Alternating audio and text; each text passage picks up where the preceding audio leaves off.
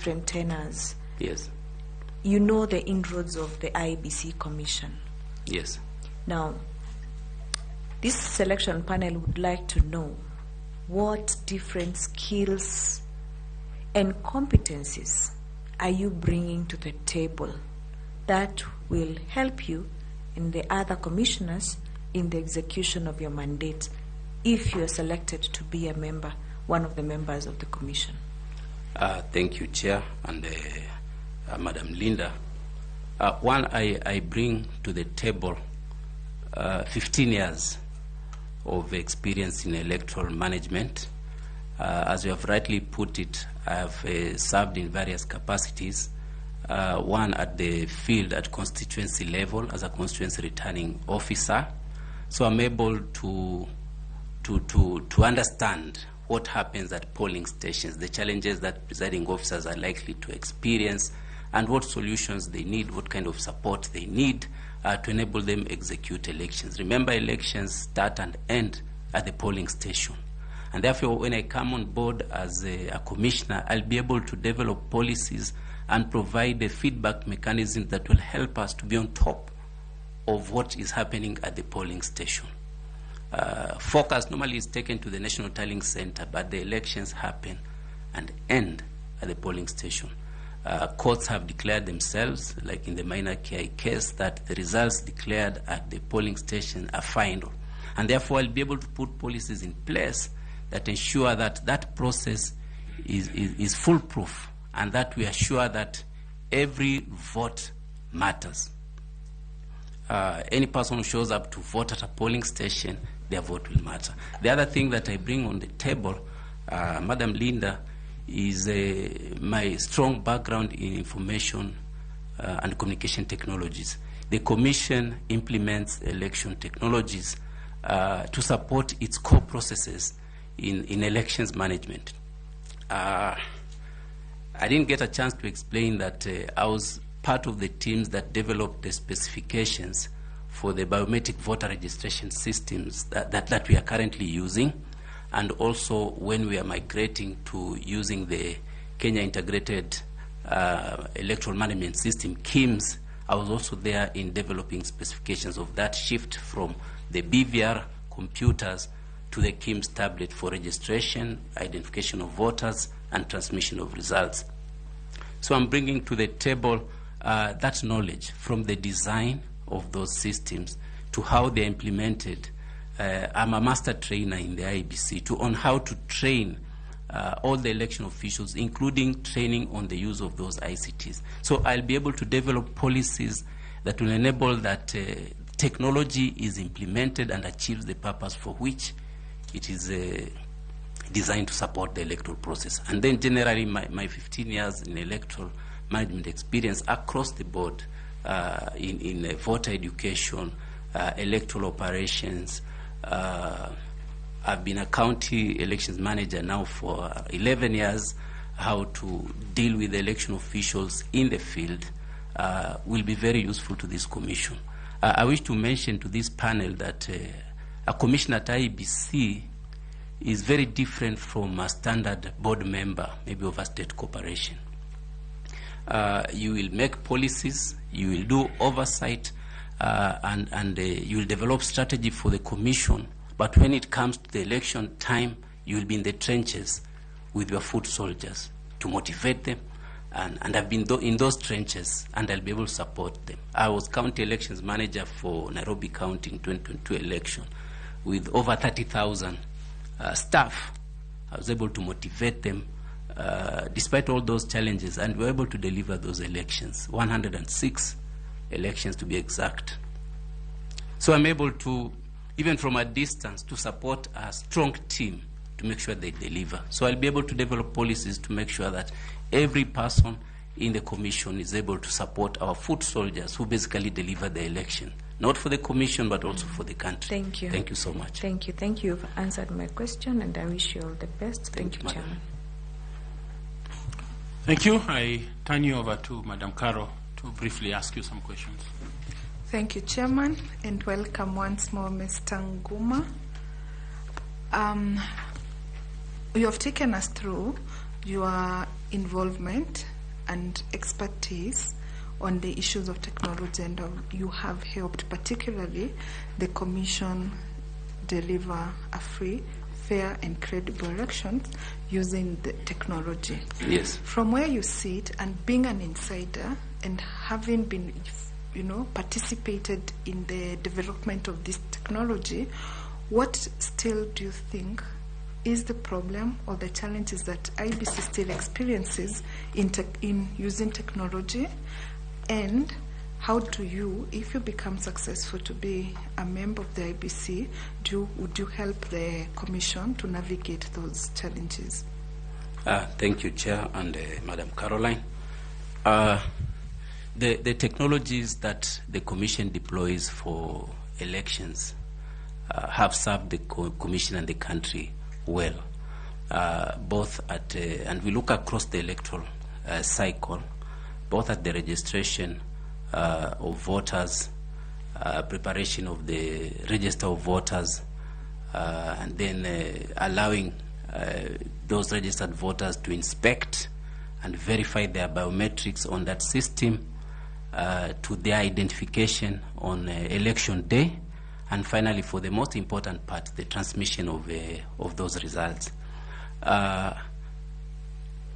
Though they have worked very well, there are a number of areas which we see as weaknesses where we feel, and if I come in as a commissioner, I would want to recommend that we consider those proposals to make that system work well. Because one, it is one thing for a system to work well, but another for the users of that system to actually believe that it is working well for them and to trust it.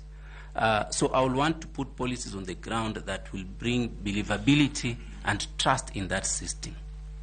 For example, when the system that we have been using, the BVR system, a voter will be registered on the BVR kit at a registration station, and then their details will be physically transferred from that computer that was used for registration to a system where now they will be uploaded to the election database for processing of those results. The good thing is that system has now been improved. Instead of using the BVR kit, now we are going ahead to move to use the KIMS tablet. That KIMS tablet has a number of improvements. One, it is very small. It's your standard tablet like this box here, or that size. It can sustain power for long. It can take the fingerprints. It can take the image of that voter. And the good thing is, once it is connected to the network, it automatically uploads that data. So the issue of the physical transmission has now been eliminated. However, when a voter is registered, we give them an acknowledgement slip. But that is all they have, a token that says, I'm from a registration center. Now, because that system is online, my recommendation would be a voter, once registered by that system and their data is uploaded, they get a message that your application has been received by IEBC and it is being processed. I'll also be proposing that we develop timelines within which that application will be confirmed as a registration, because the application is one phase and then registration is another. And once your data is uploaded in the server, it's supposed to go a number of processes. For example, one of the checks we do is to make sure that this voter is not already registered. So we conduct what we call deduplication. You check your ID, you check the fingerprints and even the image against the data that is already in the database of the register of voters. If this person has not been previously registered, then they are added to the register. It is a heavy process which you cannot be doing on a day-to-day basis. But we shall develop timelines within which we know we are able to do those processes. And once it is done, again, that voter, if they give us a telephone number, they get a message that you are now in the register of IEBC. You can verify using this, because we have a portal. It's called verify.iebc.or.ke. So they can actually go to that portal and verify that indeed they're in that system, which polling station they are registered at, so that there's believability in that system. Yeah. So as you speak of believability, you remember in the Supreme Court case on 2022, Yes. the presidential petition, there was this allegation of, you remember, the plumber not leaving the bathroom, Jose Camargo, and the hacking of the system. Yes. Having been at IBC and now given a chance, how would you ensure that Kenyans have confidence in that system? That's what we are asking. Now that you're picking up issues of believability and trust in technology. Yes. So what are those measures, step by step, or you propose that can be used to make sure that the plumber leaves the bathroom, is not there during the transmission of results? Thank you. I will want to use a method that we use in facilitation, because I'm a trainer and a facilitator. In facilitation, we say, before you start your session, tell your audience what you want to tell them. Then tell them, and after you've told them, tell them what you've just told them. Now, we shall develop policies and guidelines that will enable every voter to know exactly what is going to happen, what is expected of them, what that system will do once they have been identified. What will happen when we say a presiding officer has taken an image of that form and has transmitted that, what exactly happens to their form? At what point can they actually verify that that form? And I will encourage our voters to, because we post that form at the entrance of a polling station once counting and signing of the form has been done, I encourage every voter to take that picture of that image of the form and check that it is the same form that is on that portal.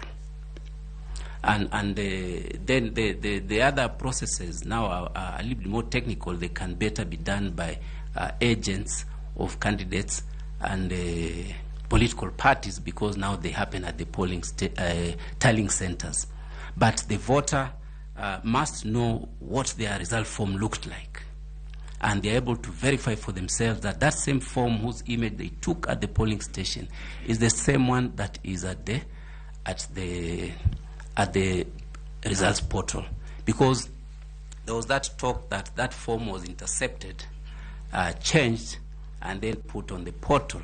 But if you look at the turnaround time between the submission of that form and its appearance at that server, the likelihood of manipulation is very slim.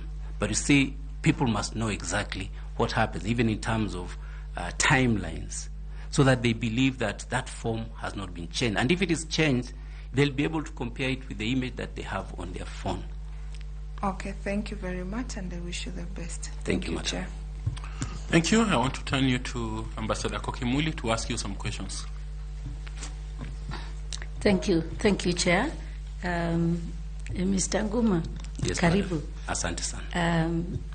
I would like to shift this conversation a little bit. Yes. Since you joined actually you joined ECK. IEBC. Sorry. The interim. Yes, the interim. Yes. So you came in just after the disbandment of ECK. Correct. And the establishment of IEBC. Correct. And you've been there for 15 years. Yes. So you will forgive me for asking some of the questions I will ask. And I know you have extensive practical experience. Yes. On the electoral cycle. I've heard you quote the method we use in bridge training, using bridge curriculum, what you have just quoted to my colleague. And therefore, I would like to ask you the first question, just specifically. You have told the panel, in response to the questions from my colleague, that you will develop policies. Yes. You will develop this, you will do this, you will do this. Now, I am wondering, for 15 years, you have worked for IEBC and IEBC and witnessed transformative elections since the promulgation of the Constitution of 2010.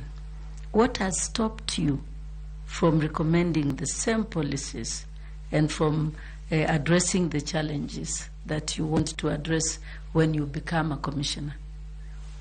Thank you, madam. The term that I use, develop, does not necessarily mean that there are no existing policies. There are policies which we have used, like we have an ICT policy that has guided the acquisition, management, use, and even retirement of technologies over time, put in policies for security, data management. So those policies are there. But by saying that I will develop, chances are there will be gaps in the existing policies that we will endeavor to address. And also there might be need for nuance. You either know, you have been there for 15 years, so you must know specific areas that require to be addressed. Correct. And that's what I'm inviting you to tell us from your own extensive experience. This is what I have identified as a returning officer, as a county, as a CEC, and so on. And what I would like to do, because when you go there, you are going back to, if you are successful, you'll be going back as a member of the commission at a commissioner level. Correct. And therefore, you will be one of the chairs of the 7 or so committees that you have. Yes. And with your experience, I imagine you will be able to actually fast track some of the solutions that you're offering here. Yes. So that's why I am inviting you to tell us, of all these policies, this is some of the key, just 3. These are some of the key things that I've experienced since 2010 to date that don't seem to be addressed. And when I go there, I will put strategy 1, 2, 3 to actually address that. 3 challenges that you have experienced personally in your capacities, and 3 strategies on which you will employ when you get there. Just list, don't describe. Thank you. I'll begin with the process of registration of voters. I was explaining to Madam Caroline the challenges that we have, which was manual processes of registration and transmission of the data before it is uploaded. Now, good thing is we have now the KIMS tablet. We'll be pushing to have that implemented, fast-tracked and implemented. Yes, 1. Number 2 is the process of management of the presidential election results. We have constituencies and counties that don't raise much temperatures in the country, but the presidential election results always has more temperatures. So that is another area that I will want to fast track on. First, there are proposals that have been made for amendment of the process of verification and tallying of presidential election results that is currently before the National Assembly committees, that is JLAC. If I come in as a commissioner, that is an area that I want to see fast-tracked so that those proposals come into being. Now, what do these proposals bring on the table? They bring more transparency in the process of tallying, verification, and the declaration of the presidential election results. As observed by the Supreme Court, the law was talking about chairperson all through, and it appeared that the other commissioners had no role. So the proposed amendments prescribe good roles and responsibilities to all the members of the commission, and therefore they will play, if I come in, we will play a role in that process so that it is a collective responsibility, make it more transparent, and especially on the part of preparing Form 34C, which is the election, presidential election declaration result form. Make it progressive in terms of its progress. Like one constituency returning officer comes at a time. Once they come and we verified, their results immediately are added to Form 34C, and we do that until the 290th returning officer has come in, and that form is there. It prepares all the summaries that are needed to enable the chairman to declare results. That is an area that I want to bring on board. Thank you very much, Mr. Nguma, and all the best. Thank you, Chair. Thank you. Thank you. FCPA, Tanui, please. Thank you, Chair. Bwana Kogo. Yes, sir. Now that you are an insider, I think you are the first insider we are interviewing in this process. What informs the assignment of duties and responsibilities at IEBC currently? What is the criteria for assigning duties, transferring officers? What informs that? Across board or for a particular cadre of staff? Across board. Like in your case, actually, let me use your case. In 2020, you were appointed as manager electoral operations. Yes. And then come 2022, again, you are moved to, before then, I think you are a county election manager. Correct. Then you are moved to become manager electoral operations. Yes. Then immediately you also moved to become a county election manager again. Yes. So what informs this movement and, at IEBC? Number one, the Commission has a policy that an officer, especially one who serves as a returning officer, cannot serve in an electoral area for more than one general election. So after every general election, before the next one, every officer who serves as a returning officer will be moved to another station. Also, in terms of now for horizontal movement of officers, for example, like the case you've cited, once you are a manager, you are in that rank, you can serve either at the headquarters or at the field, depending on your skills and abilities that you can bring on the table and solve problems. So I was a county elections manager, that time serving in Kitui County, and then I was redesignated manager electoral operations at a time when the Commission had a very high number of by-elections that were happening across the country. Case in point, we had the election of Governor Nairobi County after the impeachment of the then governor, and there was no deputy. So there was an election to be conducted for governor of Nairobi County. We also had by-elections for Senate elections for Garissa and the Machakos counties. We had the by-elections for Member of National Assembly, Kabuchai and Matungu, and I think 5 others for county assembly elections. So it was felt that they needed an officer who is well-grounded in terms of electoral operations and field support. And in its wisdom, the Commission actually appointed me to come in to serve as manager electoral operations. After we delivered those elections, I was redeployed back to the counties in the wisdom of the Commission, which I was not privy to. Was that movement really optimizing your skills, experience, taking note that one of the duties and responsibilities of manager electoral operations was to, and this is where I'm interested in, you are to advise on election materials. Yes. To ensure that there is efficiency and effectiveness, and more so cost effectiveness. So I'm interested, why is our elections, since this is one of your duties, one of the duties that you had to advise on management of election materials, why are our electoral materials expensive, and why is our elections one of the most expensive from a practical point of view, being an insider? Thank you.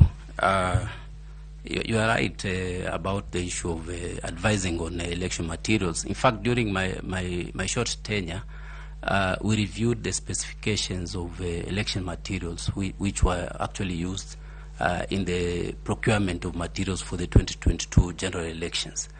Now, on the part of expensive elections, it needs to be looked at in context, exactly where we are talking about, because our elections are driven by well-defined cost drivers, some of which are actually prescribed in law, and the Commission has no choice as to whether to implement them or not. For example, use of technology is prescribed in law, and the way it is defined in law as secure system you know, the word secure, once you interpret it properly in terms of a specification of an electoral system, already brings on board very expensive mechanism to support that secure network. Because we are talking about mobile network operators who provide the backbone.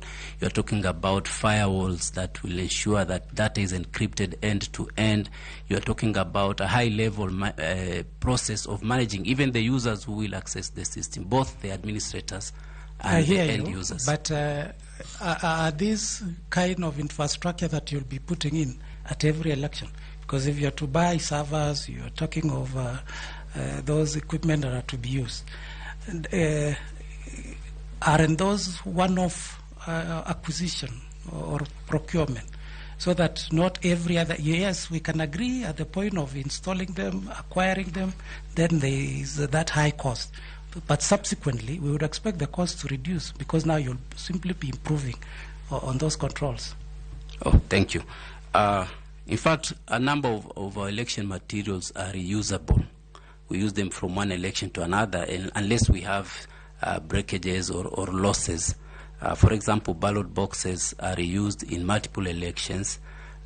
We also have many other materials, like we bought rechargeable lanterns in the run-up to the 2022 general elections. Those lanterns have been used in by-elections and will still be used for general elections. Chances are we might add more if the number of polling stations increases, but for those that we have, we are not buying others to replace them. KIMS tablets. We need a minimum of 1 KIMS tablet for each polling station. So if the number of polling station goes up, which we have forecast that it will actually go up, unless the recommendations that we've given in the legal reforms to allow the number of voters per polling station be allowed to be expanded. So in urban areas, it's likely to bring down the number of polling stations, and therefore probably the number of equipment that we might need to buy will go down. And a reduction in number of polling stations will have a significant reduction in the overall cost of elections. So how different will you do or procure or handle if you assume the role of commissioner, having been a staff member? Thank you, Chair, and FCPA Tanui. In regard to materials, election materials. Thank you.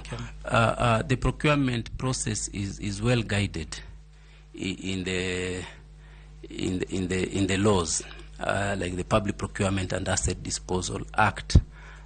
What we'll do if I come in as a commissioner is to ensure that both the Public Finance Management Act and the PPADA are actually implemented fully.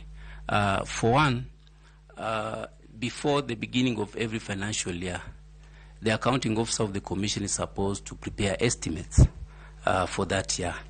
And with those estimates, there are materials that are procurable, both either locally or even internationally. We'll want to see a procurement plan that covers for all those materials, goods and services that are procurable. In that plan, we will want to see that the proposed methods of procurement actually meet the requirements of the Constitution, fairness, to make sure accountability, and value for money. We'll want to see that in our procurement plan. And eventually, when that plan is implemented in the actual procurement, we'll want to see that those plans were followed.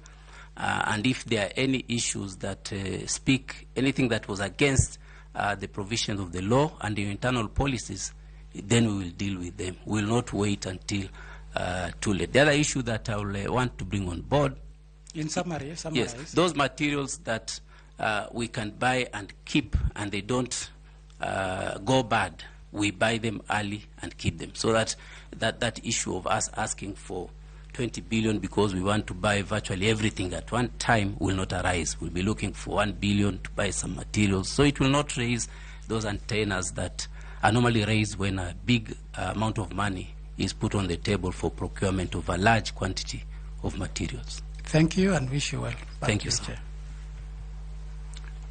Okay, I now come to Bwana Misati. Karibu, Misati. Thanks so much, Bwana Albert. I was just wondering whether, given the fact that you have been working in IEBC, whether it's fair trying to understand the understanding of candidates about the electoral process, whether it's fair to ask you the same questions we have been asking the other candidates, given now that you almost know all the same. Nevertheless, I want you to tell us, when you have talked about the KIM tablet, at what stage are they now of implementation? Thank you. At the moment, we have KIM's tablets that we have an information technology center where all our technologies. Have you already procured the KIM's tablet for the IEBC? Yeah, we have KIM's tablets that were procured for the 2017 general election, and some were procured, 14,000 of them, to complement the ones that we had for purposes of having adequate equipment for the 2022 general election. Now, those tablets are currently maintained at our Information Technology Center, a purpose-made center that was developed for purposes of maintaining electoral technology, because previously we had a challenge of these kits stored in counties which had very little capacity in charging, maintaining them, and make sure that they don't devalue. So those kits are being maintained regularly, and they are usable. Though a good chunk of them, the ones purchased in 2017, the Commission has recommended that they be replaced because they have basically coming to their end of life. By 2027, they'll be 10 years old. They do not have capabilities that we look forward to having, for example, capturing the iris, having seen challenges with a fingerprint identification. We want to add an extra biometric of the iris scan, which those tablets bought in 2017 cannot currently support. So they are usable, but going forward, not all of them may actually be appropriate for the next coming general election. Thanks so much. I heard you mention about when you are doing registration, you are proposing some things of the message, getting a message to your phone. Are you aware that there are some people in this country who are citizens and who are supposed to be voters who do not have access to phones? So how do you reconcile that? Thank you. The use of the phone, and I was very clear. It said for those who will have supplied a phone number will be able to get that message. However, even when I was a registration officer and we are registering voters way back in 2011, I will encourage the voter to give a telephone number of a person who can relate to them a message if need be, because it will help. But if someone does not have a number, we have alternative methods of still being able to verify your voter registration status. The other question, just a follow-up question. You have been in IEBC and you have mentioned about voter registration.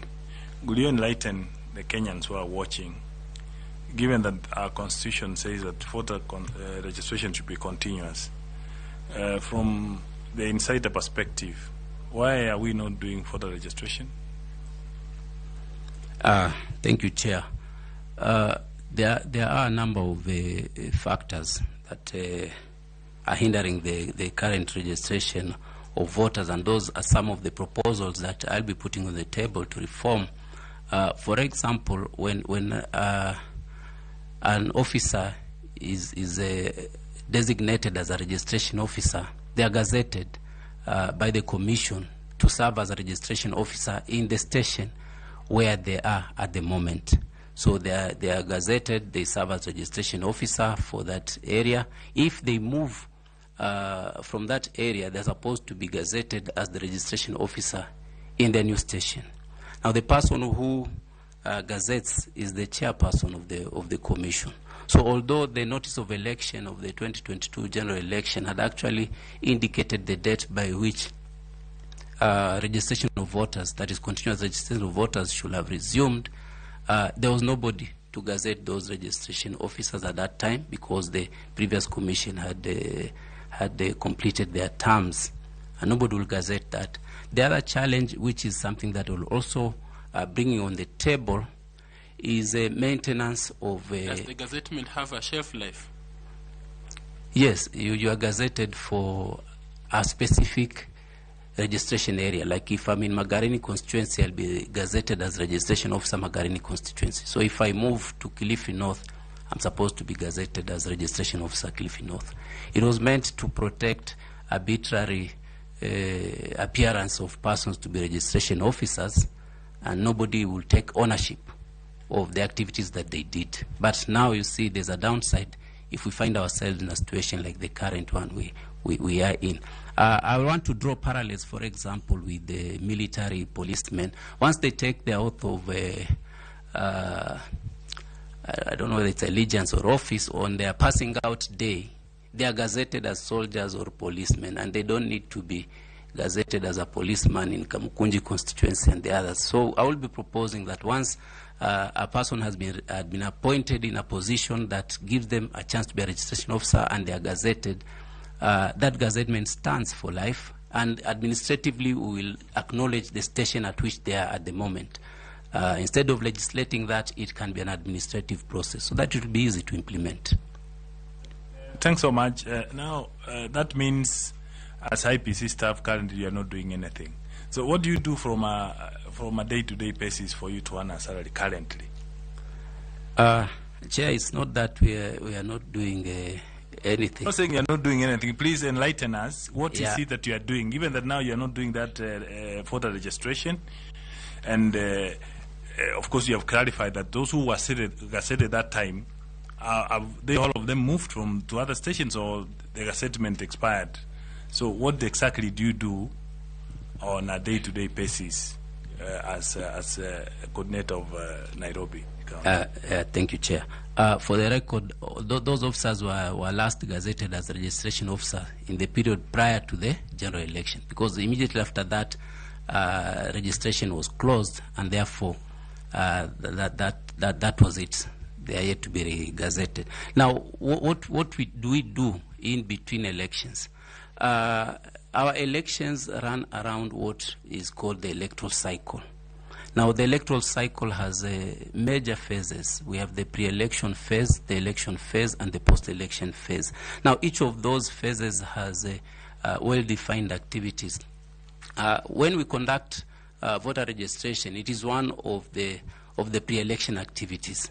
It goes hand in hand with the continuous voter education, which we are currently doing, though with the serious underfunding in that particular area. So we are basically limited to the areas that we can physically access, areas around your office, your station, and nearby places. So we do continuous voter education. We also, like immediately after the election, we did post-election evaluation process, which is done by every cadre of officer.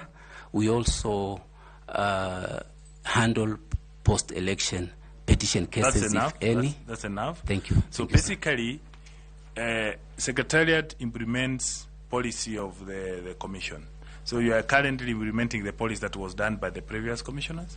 Yes, though we have actually gone ahead and done preliminary work that the incoming board or the commission will come and find in their entry for their consideration and approval. For example, I'll highlight the boundary delimitation process. Before its time lapsed, the Secretariat had updated the boundary review operation plan that we had prepared before the elections, so that if we had a new board in January 2023, they'll have found an updated boundary review operation plan for their approval and implementation. We currently are developing a draft strategic plan for the incoming commissioners. So when they come in, they will not start from scratch. They will have a draft strategic plan. And we are doing so many other materials. We are already preparing plans for upcoming by-elections. So when the board comes, they will find plans for them to approve, because they'll be expected to do those by-elections in a matter of weeks after they are sworn in. So we are preparing for them. When they come in, they will not find an empty tray. We are busy preparing for them, and also preparing those aspects for the 2027 general election that may not necessarily require plenary approval. We are also preparing those materials as well. Thank you, Chair. Thanks so much. I wish you well. Thank you. Ms. Fatuma Saman, kindly ask some questions. Thank you, Chair. Information sharing is a mechanism that's used for stakeholder consultation. However, it's also guided by information packaging, appropriate information packaging, and appropriate presentation of information. Yes. Would you please tell the panel an instance where the right information was shared with the wrong audience, or vice versa? In the Commission? Any situation. Just give an example of one and the consequence. It's a tricky question, Madam, but I'll still attempt to. I just want to attempt give to it a see go. if you have a grip of what such circumstances can be and the effect it can have. Thank you. If you look at my documents, there's a letter in which I was appointed by the CEO to join a technical team that will work on messaging for the Commission. And this was with regard to formulating messages that will be sent to different stakeholders of the IEBC, which include voters, those that are literate, those that may not be literate, those that will be sent using radio channels, others on TV, others on social media. So we look at our stakeholders, we look at our audience and ask ourselves, what kind of information does this stakeholder require from us? What kind of clarifications do they need from us? And we coin messages that are suited for them. I'm trying to imagine a message that is suited for social media users who are tech savvy, and we send it on radio. They'll not be able to have that aspect of seeing, feeling, as they interact with that message. So a message that is designed for a social media user sent to radio will basically be a mismatch.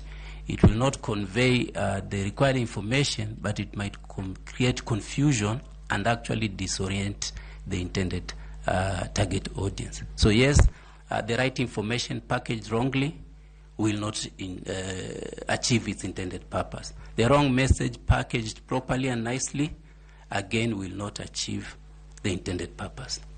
But as the Commission, we are very alive to that, and we do prepare messages and customize them to the audience that is going to receive it, or the intended audience. Thank you, Chair. In the instance of, let's say, a technocrat like yourself, are there circumstances where you would find yourself on national television in the zeal of wanting to inform the public, talking to them about the dynamics of IT usage at the Commission? Yes, thank you. Indeed, as a Commission, we actually have very close relationships with the media. We do prepare media briefs for the commissioners, for our senior management, and also for field staff.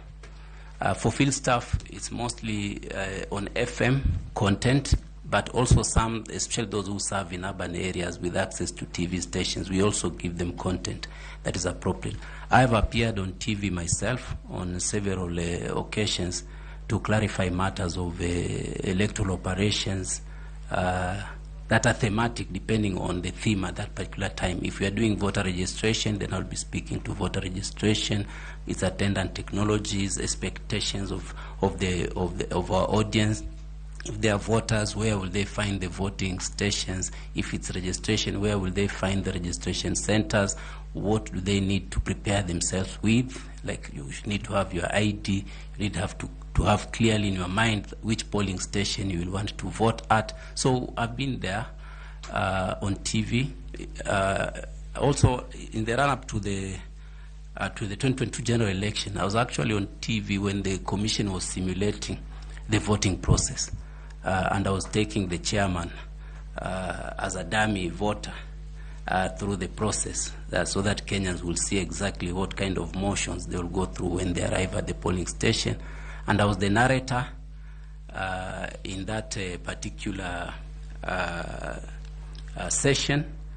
But as I was taking the chairman and the others who were model voters, I was actually explaining details of the process, including requirements of law, what kind of documents they need. So yes, we do appear on TV as part of voter information and also generally voter education.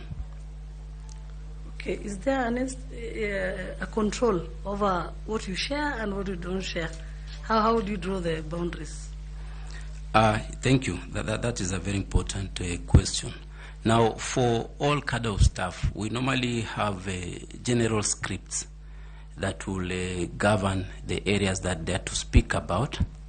But sometimes, depending on the audience, and if it's an interactive audience, they could take you off track. The officers that we send to these TV and radio stations